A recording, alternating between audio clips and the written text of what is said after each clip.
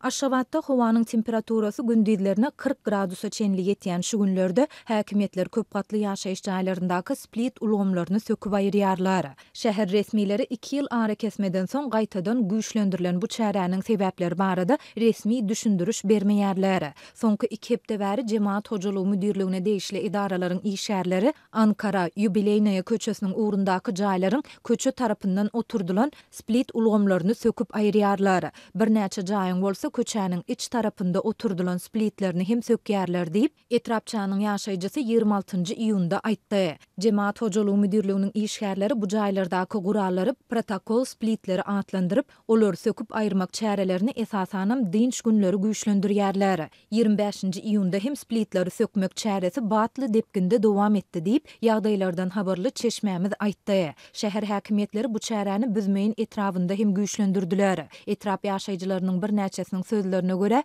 Jemaat Hojalygy işgärleri ýaşaýjylardan split ulgamlaryny söküp aýrandykları üçin 300 manat talap edýärler. Ýöne olar ýaşaýjylara tölegiň geçirilendigi barada kwitansiýa bermeýärler. Ýaşaýjylaryň käbiri öz ustalaryny çagyryp splitleri şol ustalara sökdürjekdigini aýtsa, onu Jemaat Hojalygynyň işgärleri olaryň şumurlaryny, siýimlerini kesýärler diýip ýagdaýlardan habarly yerli ýaşaýjy aýtdy. Şäher häkimetleri bu çäräniň gaýtadan güýçlenmegi barada resmi düşündürüş bermeýärler. Olardyň bulary aýyrmak barada özlerine tawşyryk berilendigini aýtmak bilen çäklenýärler. Adatlyň bu barada şäher häkimliginden goşmaça maglumat almak synanşyklary başa barmady. Türkmenistanda split ulgamlarynyň we jaýlaryň daşynda ýaşaýjylar tarapyndan oturdylýan beýleki gurallaryň häkimetler tarapyndan köpçülikligiň sökülüp aýrylmagy 2017-nji ýylda güýçlenipdi. Şonda häkimligiň işgärleri ýaşaýjylara dilden beren düşündürşünde munyň ýokardan berilen tawşyrykdygyny aýdyp, şeýle gurallaryň paýtagtyň owadan keşimine ziýan ýetirýändigini mälim edipdiler. Yerli ýaşaýjylar ıssy we gurok klimatly çöllük Türkmenistanyň ýaşaýyş jaýlarynda öýleri sowatmak üçin niýetlenen ýörite sowadyş ulgamlarynyň göz öňünde tutulmandygyny aýdyp, splitleriň sökülmeginiň